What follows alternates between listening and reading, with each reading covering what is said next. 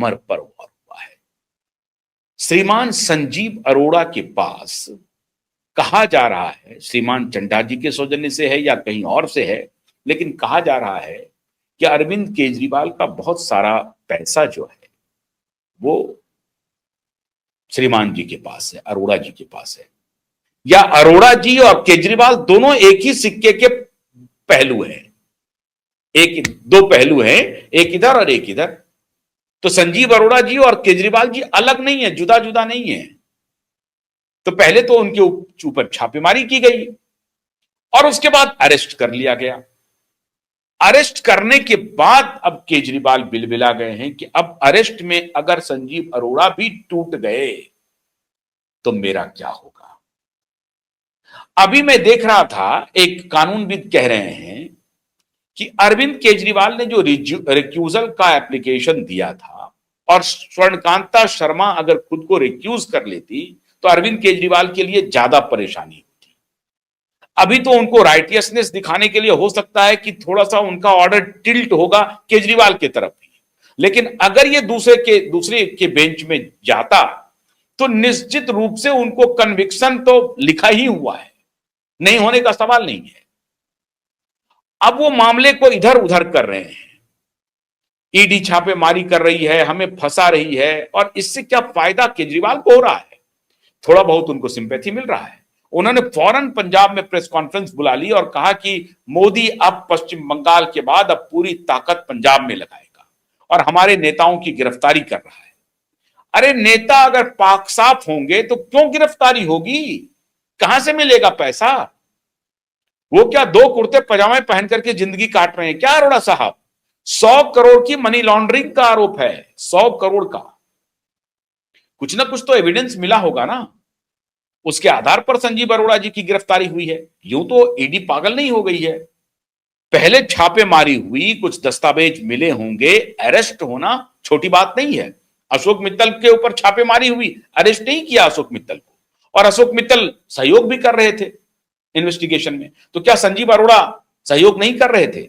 या संजीव अरोड़ा के पास ऐसे अकाट्य साक्ष्य मिल गए जिस पर अरेस्टिंग अनिवार्य था? अगर उनको अरेस्ट नहीं किया जाता तो वो क्या सबूतों के साथ छेड़छाड़ कर सकते थे? क्योंकि ईडी ने सिर्फ छापेमारी नहीं की, संजीव अरोड़ा को अरेस्ट कर लिया। इसीलिए दर्द ज्यादा हो रहा है अरविंद केजरीवाल। इसीलिए वो मीडिया को बुला करके पंजाब में बोलना शुरू कर दिए कि नहीं देखिए, अब मोदी जो है पश्चिम बंगाल से आ गए हैं पंजाब और हमें अब नेस्त नाबूद करेंगे। भाई आप अगर दीदी की तरह आप भी चल रहे हैं तो फिर आपको तो नेस्त नाबूद आपके इसमें कुंडली में लिखा हुआ है।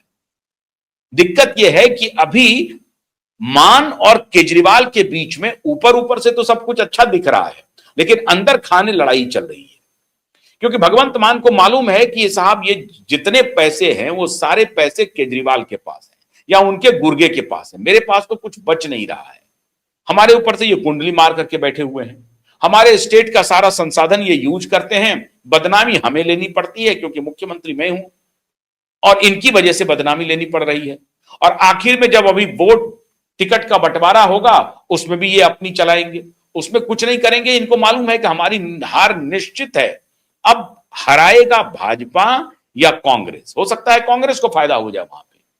भारतीय जनता पार्टी का जो मूव चल रहा है या केंद्र सरकार का जो मूव चल रहा है अरविंद केजरीवाल के खिलाफ, इससे हो सकता है कि कांग्रेस को फायदा हो जाए, लेकिन बीजेपी के लिए यह फायदेमंद होगा।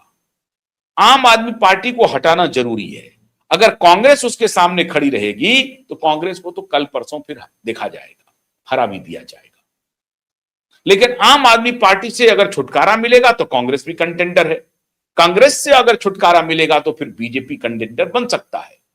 इसीलिए जो एक बार का प्रयोग, जो पिछला 2021 का प्रयोग था पश्चिम बंगाल के लिए, जिसमें भारतीय जनता पार्टी 2 से लेकर के 77 सीट तक पहुंची थी, 3 सीटें थी उसके पहले 2016 में, और उसके बाद 77 सीट तक पहुंची और उसके बाद 208। तो आप समझिए कि यह चरणबद्ध तरीके से पंजाब में भी काम हो रहा है। और पंजाब में अकाली के साथ जाएंगे या पूरी ताकत इस बार पंजाब में पश्चिम बंगाल की तरह झोंकेंगे, क्योंकि पंजाब और उत्तर प्रदेश दोनों चुनाव हैं भारतीय जनता पार्टी के माथे पर, और उत्तर प्रदेश भी जीतना है, पंजाब को एक बार की वो छोड़ भी सकते हैं, हार भी सकते हैं, लेकिन उत्तर प्रदेश हारना उनके लिए गवारा नहीं है। उत्तर प्रदेश तो किसी भी सूरत में वो जीतना चाहते हैं। तो बीजेपी की शक्ति दो जगह लगी हुई है, उत्तर प्रदेश में भी और पंजाब में भी। अब ये उनको थोड़ी राहत दे भी सकता है कि अगर सारी शक्ति उनकी उत्तर प्रदेश में लग गई तो पंजाब हम निकाल लेंगे, ये अरविंद केजरीवाल को लग रहा हो। लेकिन अरविंद केजरीवाल और भगवंत मान के खिलाफ सीवियर एंटी इनकम्बेंसी हो चुका है, क्योंकि भयंकर तरीके से लूट मचा दी इन लोगों ने पंजाब में।